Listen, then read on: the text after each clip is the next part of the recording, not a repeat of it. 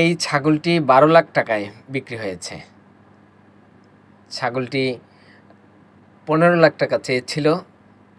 Facebook থেকে শুরু করে সামাজিক মাধ্যম, ইউটিউব সব জায়গায় ভাইরাল হয়ে গেছিল। 15 লাখ টাকা চেয়েছে, 15 লাখ টাকায় বিক্রি হয়েছে। আসলে 12 লাখ টাকায় বিক্রি করেছে ছাগলটি। বলা হচ্ছে 168 কেজি 68 কেজি গোস্ত হবে, সে কারণে তারা এত দাম চেয়েছে। বিক্রিও করেছে, যারা বিক্রি করেছে তারা বেশি দামে বিক্রি করার জন্যই হাঁকাবে, এটা স্বাভাবিক। যারা কিনেছে আসলে এত টাকায় মন কত পড়েছে, এই ছাগলটির মাংসের মন কত পড়েছে সেটি আসলে বিবেচনা করেছে কিনা। অডেল টাকা আছে, কিনে নিয়ে গেছে মানুষের জন্য। তিনিও একটি সমাজের কাছে বা এলাকার কাছে হচ্ছে যে একটি ছাগল 12 লাখ টাকায় কিনেছে। আসলে এই কোরবানি হবে কিনা এটাও একটি প্রশ্নের বিষয়, যে কিভাবে কীরকম কোরবানি দিবে। বলা হচ্ছে কোরবানি হচ্ছে মন, শরীর, মানুষের পশুত্বকে কোরবানি দেওয়া, ভালো মানুষ হওয়ার জন্য কোরবানি দেওয়া, সেজন্য নিজের প্রিয় জিনিসটিকে কোরবানি দেওয়া।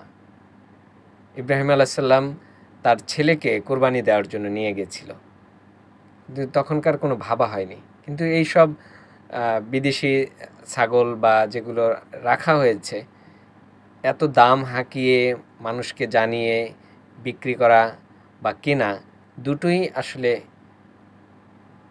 ইসলাম এবং কোরবানি যে হওয়া বা না হওয়ার বিষয়টি বিবেচনার দিকে কিনা।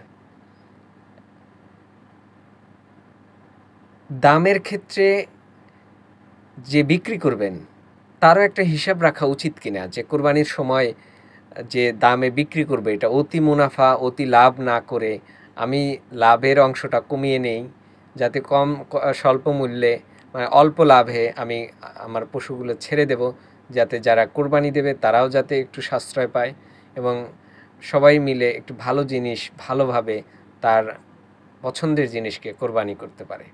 কিন্তু সেই জায়গায় বিবেচনা করলে আমাদের দেশের কোরবানি অনেকটা হয়ে গেছে মানুষের প্রচারমুখী। কে কত ভালো, কে কত বেশি দামে, কে কত হাঁকিয়ে কোরবানি দিতে পারে। যার টাকা আছে সে এরকম বড় বড় পশু কিনে, বড় বড় নাম হাঁকিয়ে, দাম হাঁকিয়ে কিনে প্রচার হচ্ছে। প্রচারেই কি তার কোরবানি হবে? কোরবানি হবে কি হবে না সেটা উপরওয়ালার বিষয়।